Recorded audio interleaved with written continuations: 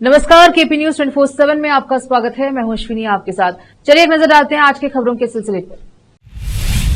बीदर की जामा मस्जिद के चुनाव में 44 उम्मीदवार मैदान में, 10 मई को चुनाव। पूर्व केंद्रीय मंत्री भगवंत खुबा ने औराद में निर्माण किए जा रहे 2500 मेगावाट के सौर ऊर्जा ग्रिड एवं सबस्टेशन की निरीक्षण किया। अनेकल के ग्रेटर बेंगलुरु में शामिल होने की संभावना, मेट्रो कावेरी परियोजनाएं पाइपलाइन में, डीके शिव कुमार ने कहा। कर्नाटक भाजपा नेताओं ने हिंदू कार्यकर्ता सुहास शेट्टी की हत्या की एनआईए जांच की मांग की। आतंकवाद के खिलाफ हमारी लड़ाई के समर्थन के लिए अंगोला को धन्यवाद, पीएम मोदी ने जताया आभार। हम कहां जाएंगे, पीओके के लोगों ने इंडिया के साथ युद्ध पर दी प्रतिक्रिया, कर रहे ऐसी तैयारी। जर्मनी की सबसे बड़ी विपक्षी पार्टी एएफडी को खुफिया एजेंसी ने चरमपंथी करार दिया, नस्लवादी और मुस्लिम विरोधी।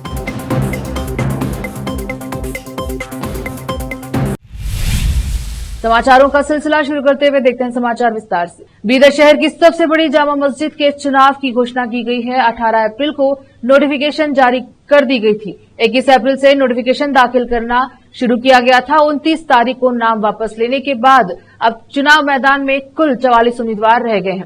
सूत्रों के मुताबिक बताया जा रहा है कि एक नामांकन रद्द हुआ है, जिसकी पुष्टि अभी तक पूरी तरह नहीं हो पाई है। 10 मई को मतदान और नतीजों की घोषणा की जाएगी। विशेष संवाददाता की रिपोर्ट। औराद विधानसभा क्षेत्र के चिमेगांव कमलनगर तालुका का पूर्व केंद्रीय मंत्री भगवंत खुबा ने नवीन एवं नवीकरणीय ऊर्जा मंत्रालय के पावर ग्रिड कॉर्पोरेशन द्वारा 2300 करोड़ रुपए के अनुदान से बनाए जा रहे दक्षिण भारत के सबसे बड़े 2500 मेगावाट के सौर ऊर्जा ग्रिड एवं सबस्टेशन के निर्माण का निरीक्षण किया और कहा कि इस पावर ग्रिड के शुरू होने के बाद यह क्षेत्र पूरी तरह विकसित हो जाएगा। आने वाले समय में यहाँ की जमीन का अच्छा दाम मिलेगा और किसानों का जीवन बेहतर होगा। विशेष संवाददाता की रिपोर्ट। रोकते हैं समाचारों का सिलसिला, लेते हैं छोटा सा break. Noor education trust Bidar की ओर से चलाए जाने वाला Noor MEd and BEd college Bidar, recognised by NCTE Delhi and affiliated to Bidar University, Bidar. Admission are open for the academic year 2024-25. विशेषज्ञ और सक्षम शिक्षकों द्वारा शिक्षा प्राप्त करने के लिए नूर एमएड एंड बीएड कॉलेज में दाखिला लें और शांत वातावरण में शिक्षा प्राप्त करें। बीदर शहर में बेहतर शिक्षा का एकमात्र केंद्र Noor MEd and BEd college, Shahpur gate, Bidar. Phone numbers 9945283920, 8482221297। Break के बाद स्वागत है आपका। देखते हैं समाचार देश के।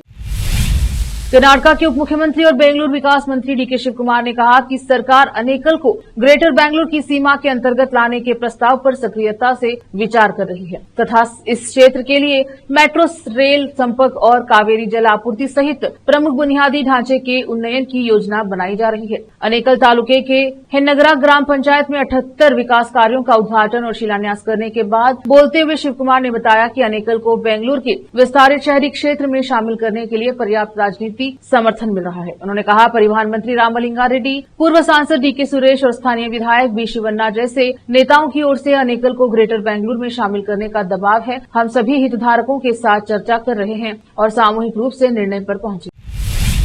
कई भाजपा नेताओं ने मंगलूर में हिंदू कार्यकर्ता सुहास शेट्टी की हत्या की राष्ट्रीय जांच एजेंसी एनआईए से जांच कराने की मांग की है। कर्नाटक भाजपा अध्यक्ष बीवाई विजेंद्र, पूर्व मंत्री सुनील कुमार, आरएसएस नेता कल्लदका प्रभाकर भट्ट और अन्य ने हत्या की कड़ी निंदा करते हुए कहा कि वे राज्य पुलिस से निष्पक्ष जांच की उम्मीद नहीं कर सकते हैं और केवल एनआईए जांच से ही शेट्टी के परिवार को न्याय मिल सकता है। शेट्टी के अंतिम संस्कार में बोलते हुए विजेंद्र ने कहा कि उनकी पार्टी ने इस घटना को गंभीरता से लिया है। पुलिस की विफलता का आरोप लगाते हुए विजेंद्र ने कहा कि राज्य में कोई भी सुरक्षित नहीं है, खासकर हिंदू कार्यकर्ता। उन्होंने सरकार से शेट्टी के परिवार को अनुग्रह राशि देने की मांग की।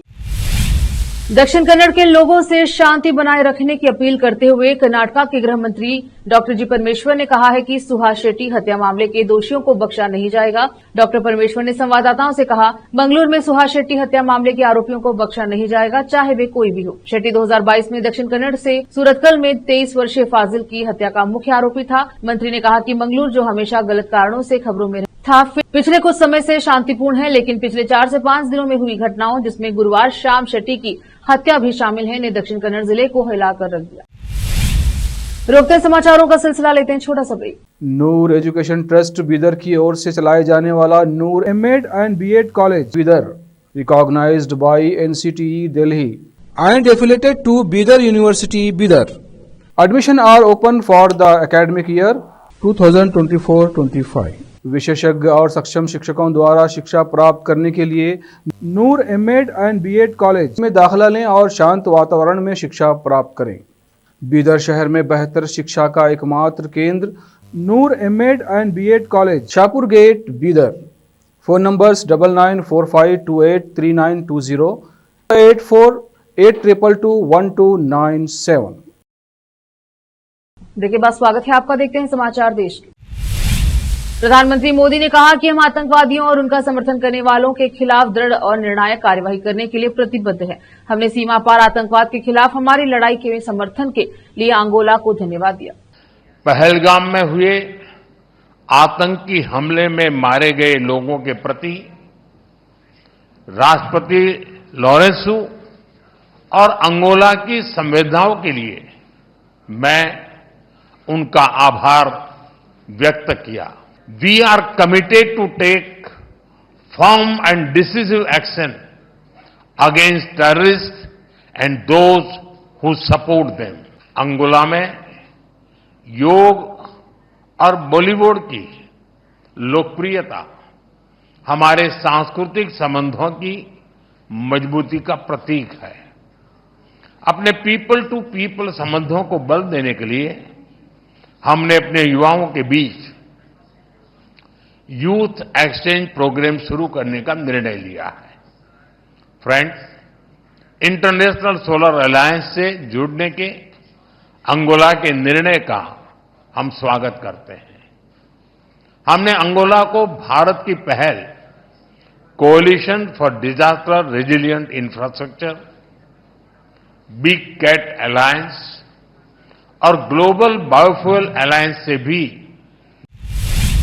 जम्मू कश्मीर के पहलगाम में हुए आतंकी हमलों के बाद भारत पाक के इरादों को नेस्तनाबूद करने के लिए बड़े कदम उठा रहा है, लेकिन इसी बीच भारत पाक जंग के कयास लगाए जा रहे हैं। जंग को लेकर पाक अधिकृत कश्मीर में लोगों में डर का माहौल है। खौफजाद स्थानीय अनिश्चितता के बीच बंकर आदि बना रहे हैं, जिससे वे खुद और अपने परिवार को सुरक्षित रख सके। उनका कहना है कि जंग होगी तो वे अपने परिवार को बचा लेंगे। पहल हम नहीं करेंगे, अगर पहल वो करता है तो उसको ऐसा जवाब मिलेगा कि बच्चा बच्चा कुर्बान हो जाएगा, लेकिन पाकिस्तान की धरती पे किसी किस्म का कोई आंच नहीं आने देंगे इंशाअल्लाह।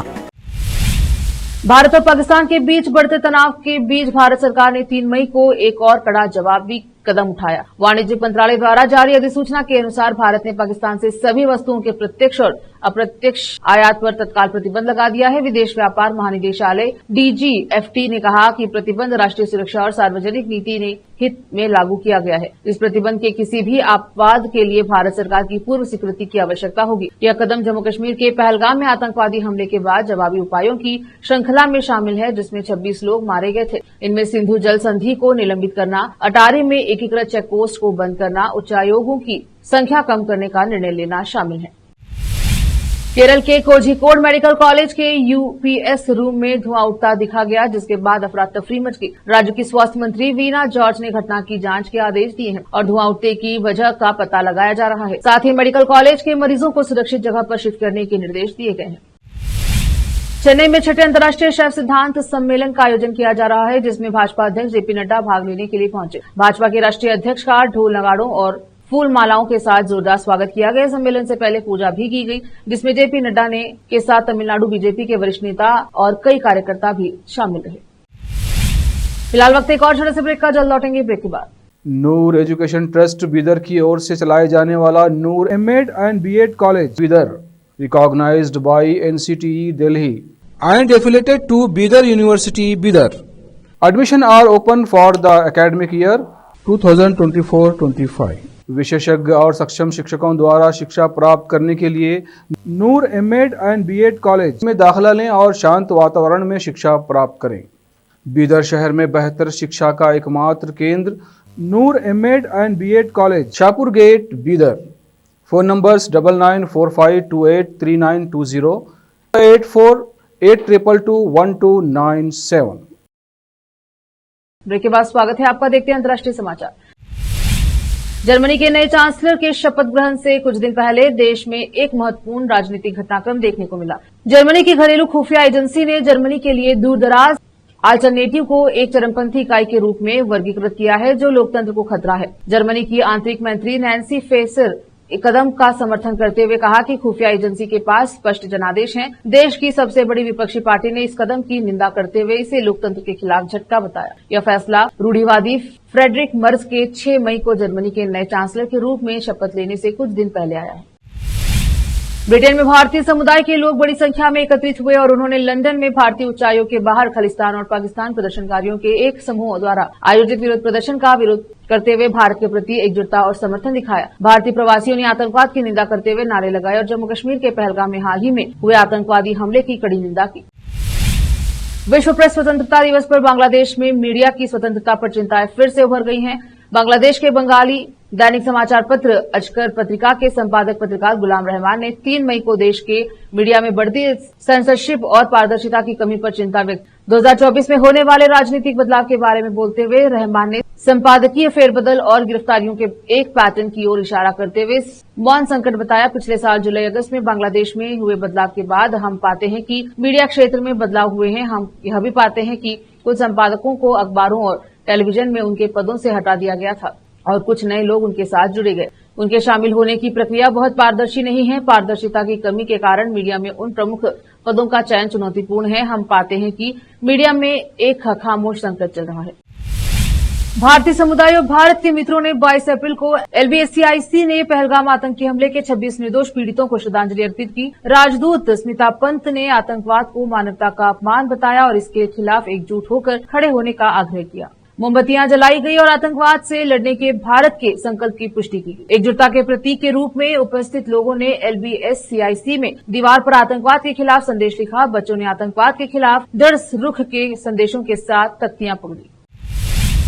फिलहाल वक्त एक और छोटे से ब्रेक का, जल्द लौटेंगे ब्रेक के बाद। नूर एजुकेशन ट्रस्ट बीदर की ओर से चलाए जाने वाला Noor MEd and BEd college Bidar recognised by NCTE Delhi and affiliated to Bidar University, Bidar.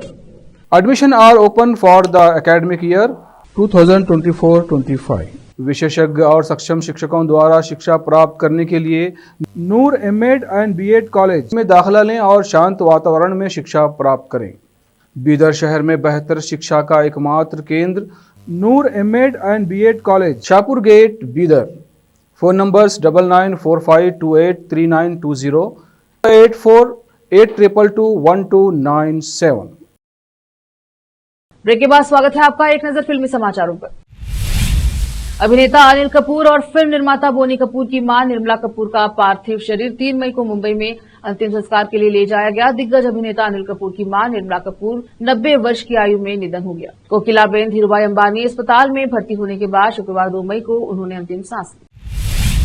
IPL 2025 में KKR के तेज गेंदबाजों के प्रदर्शन पर भैरव अरोड़ा, KKR गेंदबाज कप्तान के रूप में श्रेयस और रहाणे के बीच अंतर, प्लेऑफ के करीब KKR का दृष्टिकोण, आंद्रे रसेल और मिशेल स्टार्क जैसे वरिष्ठों से सीखना, सुनील नरेन का महत्व, मध्यक्रम का प्रदर्शन, RR के खिलाफ आगामी मैच की योजना। फिर से एक नजर आज की सुर्खियों पर। बीदर की जामा मस्जिद के चुनाव में 44 उम्मीदवार मैदान में, 10 मई को चुनाव। पूर्व केंद्रीय मंत्री भगवंत खुबा ने औराद में निर्माण किए जा रहे 2500 मेगावाट के सौर ऊर्जा ग्रिड एवं सबस्टेशन की निरीक्षण किया। अनेकल के ग्रेटर बेंगलुरु में शामिल होने की संभावना, मेट्रो कावेरी परियोजनाएं पाइपलाइन में, डीके शिव कुमार ने कहा। कर्नाटक भाजपा नेताओं ने हिंदू कार्यकर्ता सुहास शेट्टी की हत्या की NIA जांच की मांग की। आतंकवाद के खिलाफ हमारी लड़ाई के समर्थन के लिए अंगोला को धन्यवाद, पीएम मोदी ने जताया आभार। हम कहां जाएंगे, POK के लोगों ने इंडिया के साथ युद्ध पर दी प्रतिक्रिया, कर रहे ऐसी तैयारी। जर्मनी की सबसे बड़ी विपक्षी पार्टी AfD को खुफिया एजेंसी ने चरमपंथी करार दिया, नस्लवादी और मुस्लिम विरोधी। केपी न्यूज के बुलेटिन में अब तक के लिए इतना ही। देखते रहे केपी न्यूज 24/7। धन्यवाद।